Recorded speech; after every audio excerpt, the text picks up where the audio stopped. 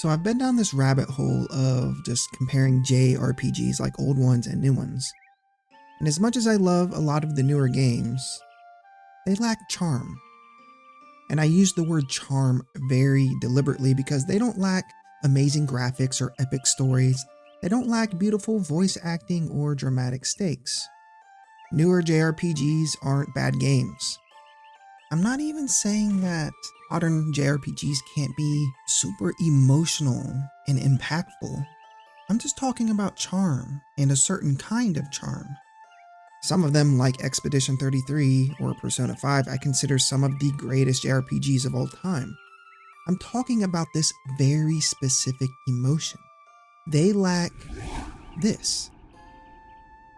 Yes, that simple gesture, and 1,000 more like it. That over-the-top emotive characteristic that can only be properly expressed in pixel form. So why is that? What can pixels do that ultra rigs and hypergraphics can't? Well, let's get into it. When you strip away all the cinematic flair, JRPGs were once built on just pure limitations. Handful of colors, a few dozen frames of animation, and tiny sprites that barely resembled the grand heroes they were meant to be. And yet those sprites carried more emotion than some of the most realistic characters we see today. A single hop of excitement, a simple shake of the head, characters bowing their heads in despair or pacing in frustration. These gestures weren't technically complex, but they were loud in their own way, big enough, exaggerated enough to burn themselves into our memory. Think of Final Fantasy VI, where Terra stands on that cliff with nothing but the wind at her back. She doesn't need a tear-stricken close-up or 1,000 polygons in her expression. Just the way her tiny sprite pauses is enough to make us feel her loneliness. Or Chrono Trigger, where the characters will jump and twirl or collapse in these dramatic little bursts.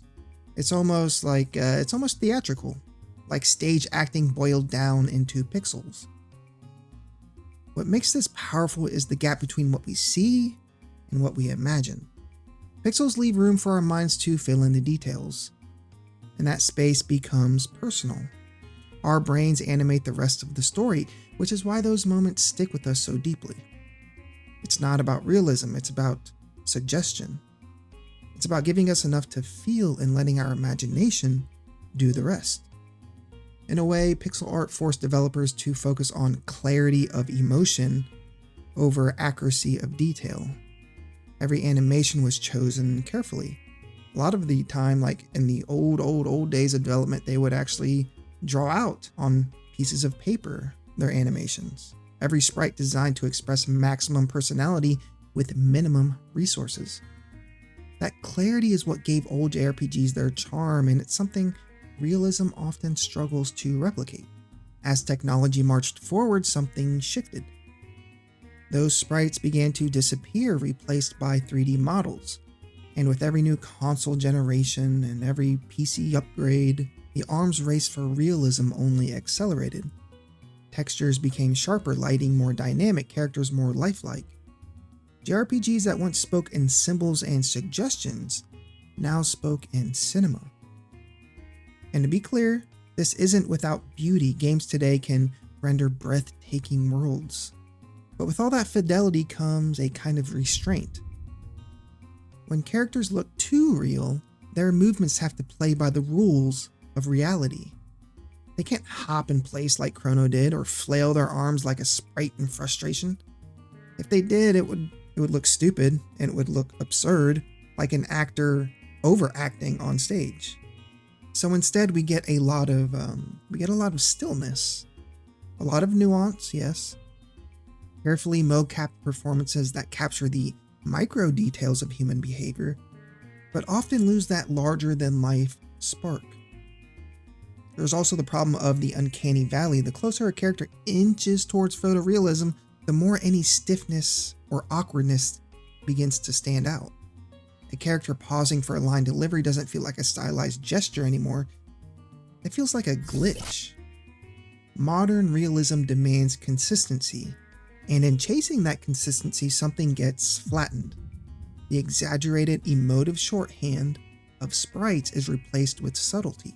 And while subtlety can be powerful, it doesn't always stick in our memory the way those little pixel hops did. This is the paradox of hyper-realism in JRPGs. And you could extrapolate this to be in video games in general, but I'm a JRPG channel, so that's what I'm focusing on.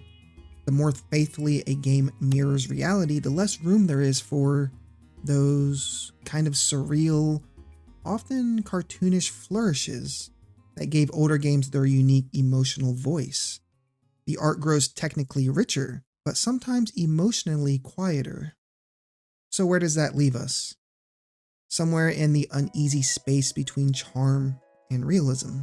Because charm isn't about the number of polygons or the fidelity of a character's skin texture or hair texture. Charm comes from stylization, from art direction that chooses expression over accuracy. That's why a game like Final Fantasy IX still feels so warm today. Its characters are, well, they're deliberately exaggerated. They have these big eyes and whimsical proportions and fairy tale villages. It doesn't matter that the PlayStation hardware was limited. The vision was strong enough to create a world that feels timeless. Or look at Persona 5, a game drenched in style. Its character models aren't photorealistic, but every menu and animation, every pose, oozes some kind of personality.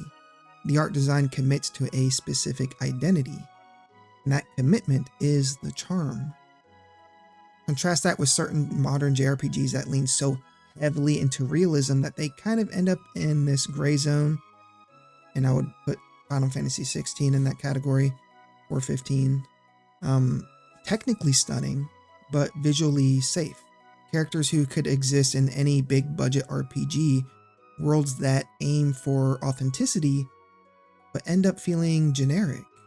It's not that these games are bad, they often deliver incredible stories and thrilling battles, but they sometimes lack that immediate, unforgettable flavor. Charm, after all, is the thing that makes a game stick in your memory even decades later. I mean, think about it, it's the reason we remember Vivi's sad little hat tilt in 9. It's the reason Cloud's low poly victory spin is more iconic than any motion captured fist pump. And I just kind of thought of this, I didn't write this down, but it's the reason so many of these old games are getting remakes and remasters, right? Am I tripping? It feels like they're trying to recapture the charm and magic of old games. So yeah, there's that too. But in the end, realism and charm don't have to be enemies. But realism is safest when it's guided by art direction, when it bends toward mood and identity rather than chasing accuracy alone. Because the soul of a JRPG has never been about looking real, it's about feeling alive. When you pull back and look at the history of Japanese RPGs, a pattern emerges. The games that endure, the ones that we call timeless, aren't remembered for their cutting-edge fidelity. They're remembered for their identity, their art direction. Think about Suikoden 2. By the time it released, the 2D sprites were already pretty outdated by then, compared to like Final Fantasy 7, which was released around the same time. It might have been 8. I don't know. But a lot of the PlayStation era games of that time had already moved on to 3D. And yet, its painterly backgrounds and richly animated sprites gave it a warmth that still resonates today. Or even Bravely Default, which deliberately chose this storybook illustration style and chibi characters in an era when most developers were chasing realism. Both games prove that technical restraint can actually sharpen creative vision. Meanwhile, we've all played games that looked incredible in the moment, but faded from your memory the instant the next generation arrived or even the next game arrived. Hyper-realistic faces that once wowed us now feel uncanny and dated, but the charm of a well-designed style, pixels, cel shading, watercolors, those kind of things, they don't age almost at all. That's because art direction is more than an aesthetic choice. It can be the soul of a game. It can inform the tone of the story, the rhythm of the music, even the way you connect with the characters. When every element of a game aligns around a clear artistic vision, it creates a world that you don't just see, but you feel it. And that's the real answer to the question of charm. It isn't locked to pixels or limited to realism. It lives in the places where visuals and imagination meet, where style amplifies emotion, and where the art points us not toward accuracy but toward meaning. So why do old JRPG pixels feel so endlessly charming, while so many modern games feel like they've lost their spark? The truth is, it's not just nostalgia, people. I know you guys think I'm just a nostalgia Andy. It's not.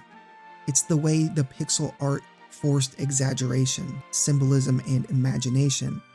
Those little sprites were never realistic, obviously, but they were emotive gestures so bold that our minds carried them further, filling in the gaps until they became larger than life. Modern JRPGs, by chasing hyperrealism, often trade that exaggeration for fidelity. They can look stunning or even cinematic, but they sometimes lose that shorthand of emotion. Like I said, the hop, the bow, the tilt of the hat that made characters feel alive in their simplest moments. That's the cost of realism. More detail, but less room for imagination. But that doesn't mean the charm is gone, it just looks different now. Games like Clair Obscur or Expedition 33 prove that modern JRPGs can still carve out unforgettable identities. Not by chasing realism alone, but by committing to bold artistic directions. Expedition 33 doesn't try to mimic life, it builds a world drenched in atmosphere and mood and vision. And that's why it lingers with us, the same way those old pixels do. Because in the end, charm's never been about technology or lack thereof, it's about identity. About the courage to just totally lean into a style, to exaggerate emotion, and to create a world that feels like no other. The pixelated heroes of yesterday had it, and the truly great JRPGs of today still do have it, if they're brave enough to chase art over accuracy. So I'll leave you guys with this. Do you think the future of JRPGs lies in hyper-realistic worlds, or in the games bold enough to remind us that sometimes less detail creates more magic? Let me know in the comments. Don't forget to like and subscribe if you made it this far. I appreciate you all. Have an amazing day, and God bless.